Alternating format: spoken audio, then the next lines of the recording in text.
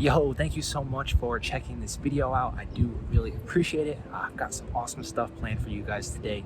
First, we're just going to be talking a little bit about what's going on with me. I just moved down to Austin, Texas, so I'm going to be talking a little bit about that. And also giving you guys some tips on your social medias and like your YouTube, Instagram, and stuff like that. So stay tuned for those things. And then the second half of this video, I'm actually going to be arranging a beat for you guys. So last video, I actually broke down 2 beats that I already arranged, talked about everything, how I arranged them, what I was doing, what I did. But I want to actually go through and just sort of walk you through the process as I do it. So that'll be in the second half of this video. Make sure you check that out. And there is one more special announcement at the very end of this video, so stay tuned for that too. But without further ado, let's talk a little bit about why I moved to the beautiful city of Austin, Texas. Excuse me for slapping you in the face right there, but the camera didn't focus. So yeah, moved to Austin. It's just a lot of fun. I've been here for a couple of days now, and so far so good. I've met some really cool people. It's been just a lot of fun. I wanted to move. So if you guys don't know, I was living in Philadelphia, Pennsylvania, in the US for some of my international viewers. And I was living there for a couple of years. I think when I turned 18 is when I moved into the city. I lived a little bit outside the city for the bulk of my childhood. And lived there for a couple of years. I'm 21 now. And I was like, you know what? I just want to get out. I just want to experience some new stuff, go somewhere new, and just kind of see what I find. So that's why I moved down to Texas. And I'm actually only staying here for 1 month. And then after that, I think I'm going to go to LA. So I was kind of undecided what I was going to do before I moved here. I was like, oh, maybe I'll move around to Colorado, maybe I'll go to Florida, and just kind of travel around the US for the next year. But I came here and I realized, like, I think I just want to go to LA. Like, I gotta just get into the music scene and start really getting involved with that. I found a couple of really cool places I could stay. So yeah, I'm really looking forward to that. And I'm gonna be bringing you guys along with me for all of that. So make sure you check out some of my future videos. So the next thing I wanted to talk about is why I stopped posting beats. I've been getting like a ton of people hitting me up asking me like why, and I totally get that. I think most producers see that as like the only way that they can actually generate income is by posting their beats on YouTube, on Instagram, all that kind of stuff. However, for me, that like never worked well at all. I never got any sales, at least I don't think, from YouTube or from Instagram, just like posting it and just telling people to like go to my link in my bio. I got all my sales from just like DMing people on Instagram, trying to work with artists. I set up a sales funnel actually too. If you guys don't know what that is, I'll be sure to make a video about that in the future. I also worked with Legion Beats, so he kind of instructed me on how to do all that stuff. But anyways, again, that's a whole nother video topic. It's just not how I was actually generating sales or anything. I was doing, getting a lot of producers that were starting to follow me. So I was like, I'll keep posting these beats for a little while, but I really would like to start working with producers more. One of my goals with life really is just to work with as many producers as I can, and I'm trying to uplift our whole community. I truly believe that we don't get enough credit at all. We don't get enough money for what we do. I think, especially today, we do a lot of the work and end up making a lot of what it is that people actually like. I see it all the time. It's like people talking about how the beat is really what's like catchy and everything. The artist just kind of mumbles over it or whatever, and like it sounds nice. So yeah, I just want to help producers, give you guys as much information as much as I can to, help you be successful and help you do better. And hopefully you guys will help join me in my mission to help uplift other producers and really just get us in the forefront of the public. I would like it for people to, wow, earthquake. No, I really want people to, the public especially, to start realizing like what it is that we as producers do. It's like most people that I run into, right, have no idea how any of it works, like what is happening or how music is made, which is kind of crazy considering like everybody listens to music, right? And some people like it more than others, but like most people, at the very least, like listen to music and have listened to something made on, you know, Logic or FL or something on the computer, and they have no idea how any of that works. So I just want to educate people and get them to understand that, you know, producers are really like the main heroes in our musical world today. So that's one of my goals, and that's why I actually switched to making more content like this, is so that I can actually help you guys learn and just uplift our community. So that kind of brings me into my next topic. One of the other things I do is social media management, and I'm actually looking for other producers to help basically with that.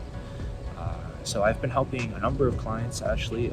None of them are actually involved in music, but to help grow their followings, generate more leads, generate more income through their followings, keep people actually engaged, help them with posting plans, just all that kind of stuff.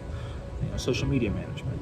And I've been doing that for quite a while now, and it's really started to pick up steam in the last couple of months. And I was like, wait, like, okay, so there's so many other producers that need help with all this kind of stuff. Like, why am I not helping producers? So I'm opening this up to you guys now. If you're interested in that, comment down below or DM me on Instagram. That's probably a better way. Although I do read all the comments, but DM me on Instagram if you're interested in working with me. I really want to be able to help you guys out with social media.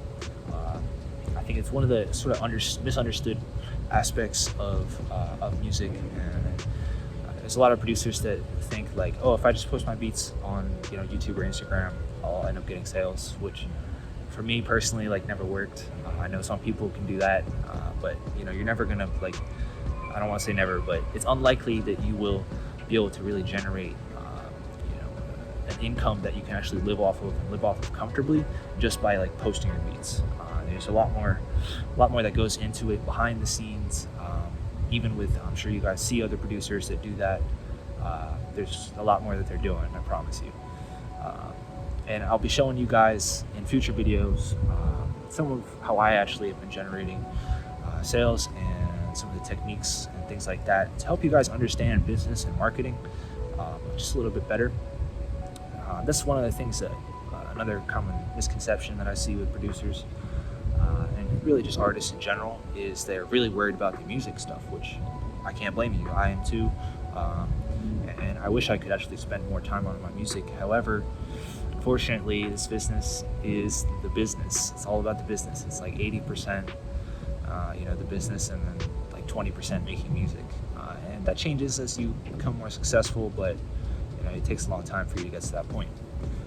So I think that's everything I have for this part of the video, guys. Let's jump over to the second half, where we'll be talking a little bit about arrangement, and I'll be breaking down how I arrange my beats. So see you there. All right, guys, I am back. So I just wanted to show you guys my studio setup and what I'm working with for the next month. It's pretty bare bones at the moment. Since I'm only going to be here for a little while, I don't want to bring all of my speakers and my screen and all that stuff. So a couple of things I'll be having shipped here, but the rest of it will probably wait until I get to LA, or at least somewhere a little bit more permanent. Here, let's jump up and I'll show you guys around. So there's a whole bunch of really cool artwork. It's kind of all over. I put a whole bunch of it up, and that is the actual desk / studio area. So yeah, as I said, like, pretty much the only thing is a laptop and some headphones. So, if you guys ever feel like, you need more equipment, like, really you don't. I've worked with that for a really long time, actually. But yeah, a whole bunch of really cool art. Actually, get myself out of this. Some really cool artwork. That's a closet.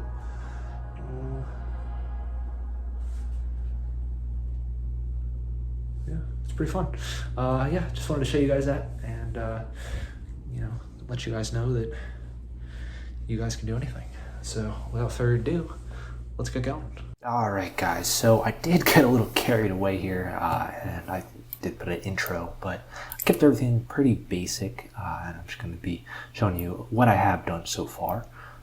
So took out the melodies that are right here, and I'll play this for you guys in just 1 second. I wanted to show you beforehand, so that way you guys know what to listen for.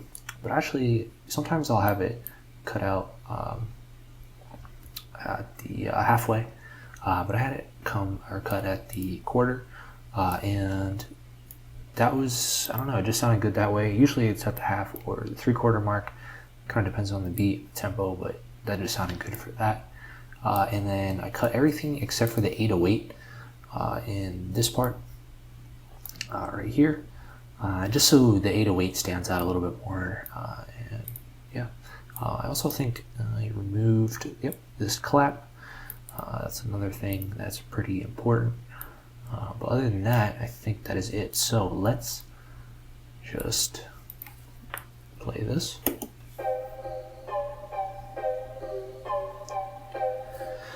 So I haven't even automated any of the intro or anything. I'll be doing that that'll be like the first step. Everything is mixed and mastered. So you can tell over here.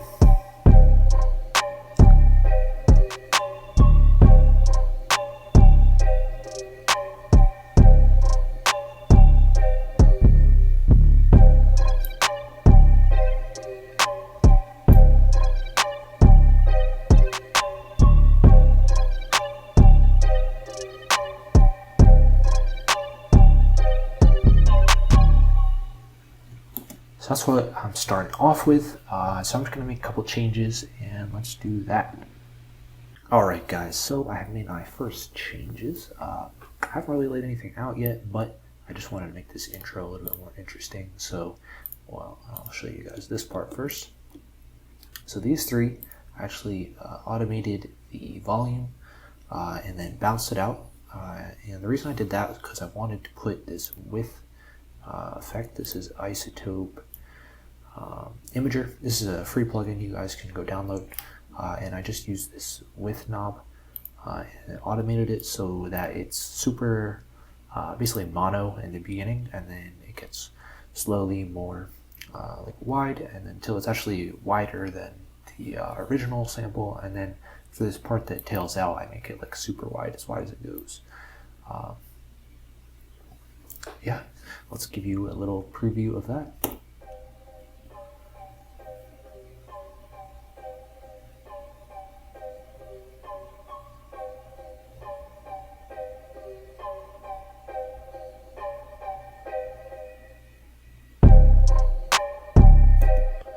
So there you go. Let's get into the next step.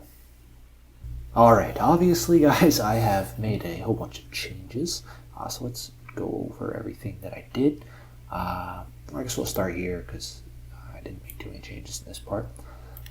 But I added just a little bit of isotope vinyl, turned up some warp, just so that the intro part was a little bit more like wobbly, I guess, than the rest of it. Yeah, I think that's pretty much it for that. I also added a little bit of panning on this lead, so I'll give you guys a little listen to that.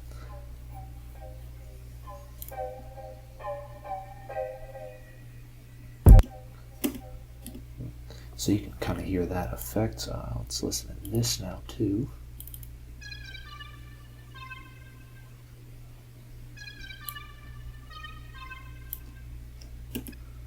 So, yep, just little subtle things that I added.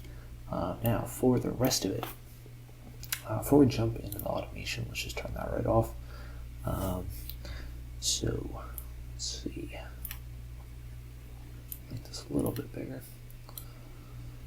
Alright, so I just duplicated over the hook here. Took this part, put it over, and then actually just got rid of the kick and the hi-hat. So those were two elements that, this would be like the verse, right? So I just took out those two elements. Someone sort of just went by ear for that, but that's also something I'll do a lot, especially if I'm going to leave the 808 in, which the 808, like, it really kind of carries the track a little bit and adds a lot of the bounce. So I'll just take the kick out, at least for the first half of this verse. let's see, what else did I do? Oh, actually, so what I did was I took out the first half of the bar and had it come in on this clap. So it actually starts off with that clap right there. Let's just listen to that really quick.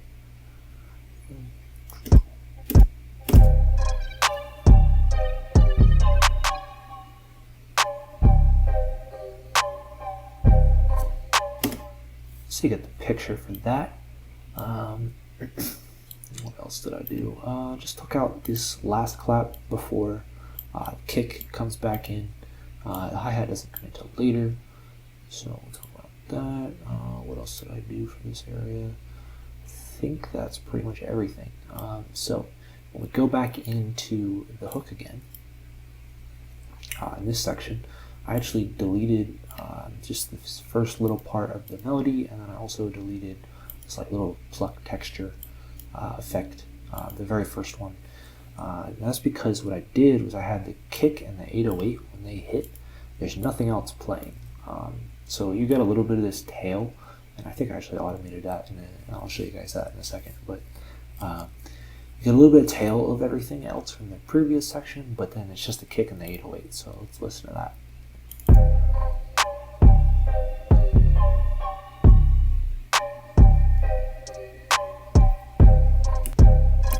That just helps it hit really hard, and I don't know, I just kind of like that little like bounce effect that it gives it. It's been something I've been messing around with.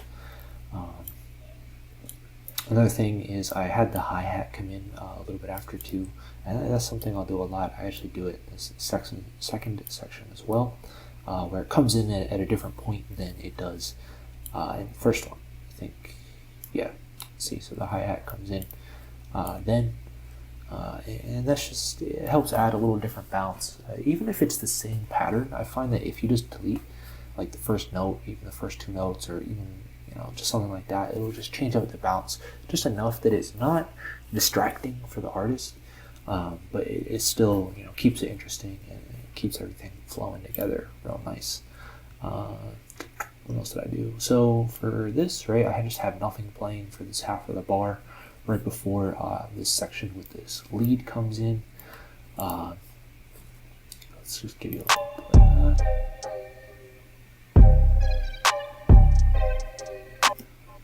So you can see that. I think I got rid of like one note here in this lead.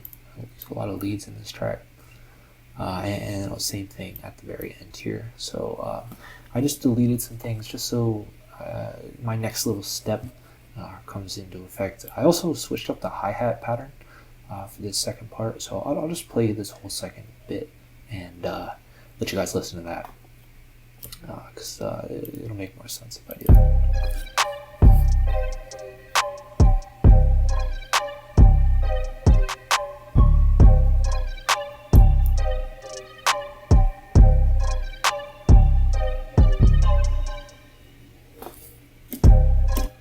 So you can see, right, like I kind of went a little crazy with the hats there.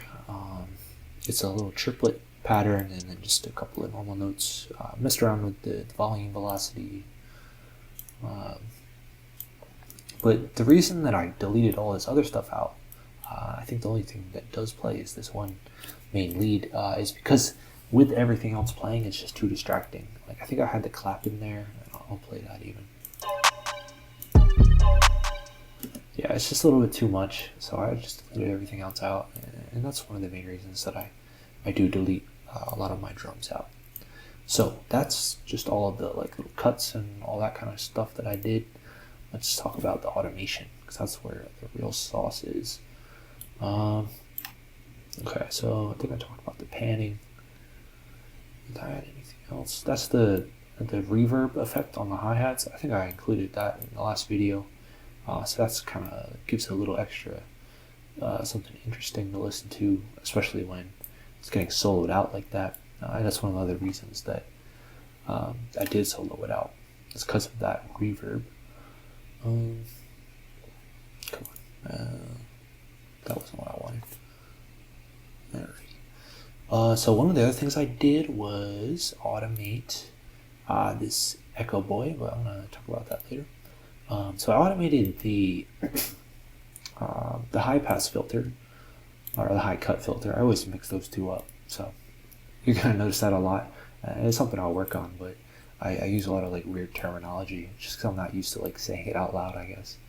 But I had it come in right here instead. I was playing around. I think I had it here first, and I put it here. But I think I liked it when it came in here. It just flows a little bit better. It doesn't sound quite as off. So I'll just play this.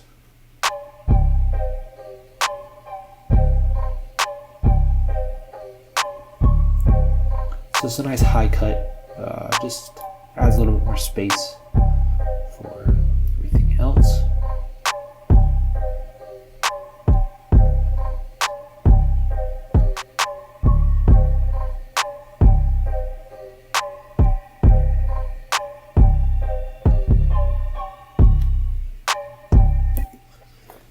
That. So you also notice I turned up the mix on this, and I actually used this. I added this reverb. This is Valhalla Supermassive. This is also another free plugin. You guys should definitely check out. I used the preset Dark Horse, and that just gives it a little. I'll solo this and play it. I also think I did, yeah, the high cut for this as well. So it just kind of filters it and then gives it a nice reverb. And another thing was I didn't just have it cut off right away. I actually left a little tail, and that is because this is that one section where it's just a kick and the 808, right? So I wanted that tail effect to really come into play. Now I think there was a little Echo Boy that's down here. Yeah, okay. So the reason that I use this little Echo Boy the automation is when this part cuts out, right? I'll just turn this off first.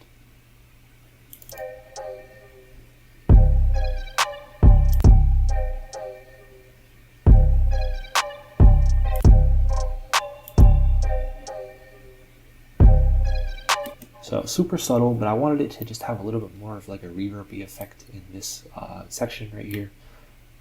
So that's why I added that and just turned up the mix a little bit. And I think that's everything I've done so far. Probably just gonna, make another verse and then maybe an outro, and then we'll be done. Yeah, let's do it. All right, guys, I am back again. So I just added another verse and hook. I think I kept everything else the same. For the previous section, I haven't changed any of that yet. So I'm just going to focus on this stuff. So I basically just copied over the verse again, same verse. But what I did do was actually put the kicks over here now instead of over here. And that's something I'll do a lot, is just differentiate or switch up which one, which one comes in at which time. And yeah. I also have the hi-hat come in, and I did something a little special with the hi-hat, but I'll get into that in a little bit. So it comes in on the clap again, so let's just play. My keyboard's awfully sticky.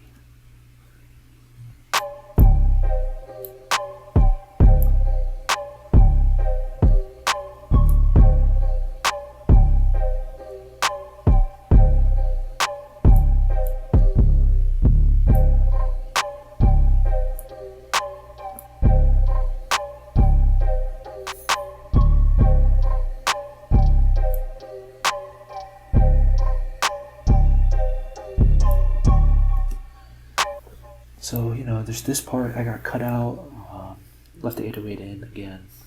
That's all, just kind of stuff I've covered before.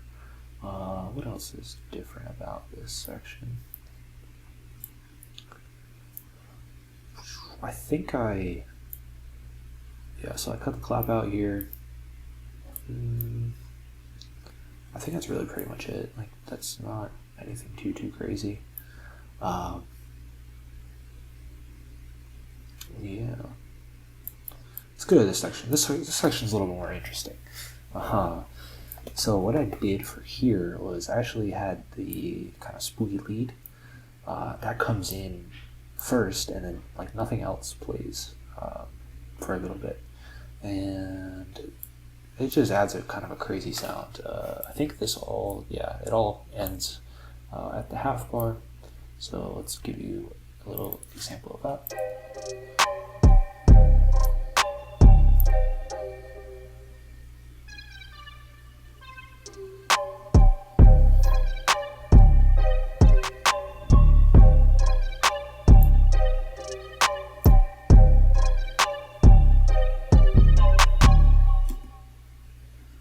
And that's it, guys. I kept this pretty simple, this section.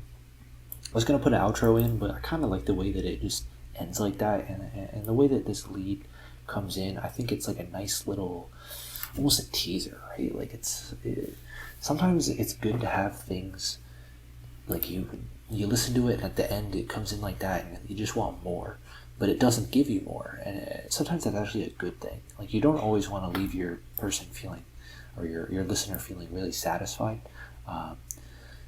Because then it's almost like too good. If they, you want them to be like, oh man, I wish I just came back in and like I wanted to come back, and you know what I mean? So hopefully I'm not rambling on too much, but I think that's pretty much everything I have for you guys today. I'll probably play with this a little bit more, mess around with some of the mixing and like just little things like that, but that's all of the arrangement / structure stuff. I'll be going over. You know what? I'm lying actually, because I forgot to talk about the automation. So what I did for this hi-hat, as I was talking about earlier, is I cut out the highs, and then I believe I also, so I put a little bit of reverb on this verse section just to spice it up a little bit. Anything else? Oh, that lead is the same thing as over there. Echo Boy, it's the same. Did I cut out highs? Yeah, so what I did for this time is I left all the highs in. Just a little switch up once again. Because like this sounds the same as this does, right? But it's actually like quite different in a lot of ways. And that's just a little technique that I like to do a lot.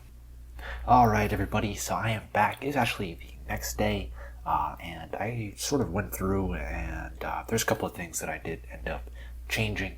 I might have gone a little overboard, but I kind of wanted to go a little hard on this one just to give you guys some really good examples and some good tips. So I think I switched up a few things. Memory's not the best, but I switched up a few things with just like how the structure is, where the drums go out. Nothing too major. You'll probably be able to tell better than I can even tell you. But the big thing that I did was I went through and automated a bunch more stuff. We'll just start down here with the hi-hat. Obviously I had some reverb on there previously, but I think I just added a little bit more in for this section, and just to give this a little bit more of an interesting vibe to it, I guess. I'll go ahead and play that for you.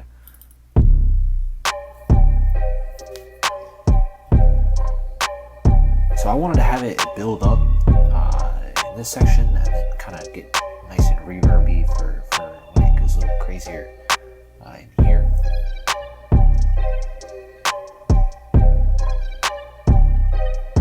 And then just slowly fade out back down to normal until it spikes up again. That's something I'll do a lot, where I'll be like sub, down, and it goes back up like that. So there's that. I think that's pretty much everything for the hi-hat. I also automated this. Can't even remember if I had done that yesterday or not, but I also did the kick. So I actually automated, I believe, it was just this high cut. This high cut filter here on the kick, as well as actually on the 808 for here. I just wanted it to match and make this section a little bit like still hit really hard, because obviously like they're still on the low end, but a little bit more muffled, especially since yeah, like this lead's kind of spacey, and everything else is sort of already muffled. I also made this pluck for this section. The melody, the volume for this melody is turned all the way down and then automated up. So I'm just gonna play this section. Oh yeah, there's also this melody, which I also automated the high cut filter for. So I'm just gonna go ahead and play from like here and let you guys listen to that.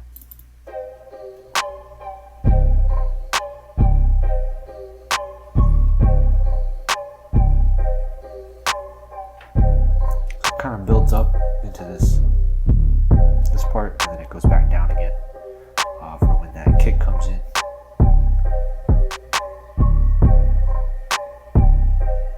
I also did it on this second section here, and this is more subtle. When I automated this 808 part, I just did that. I don't know, I kind of like the space that it created for this melody right here, that spooky lead melody, because this 808 has a lot of high end to it. So I just cut out some of the highs, give it a little more space.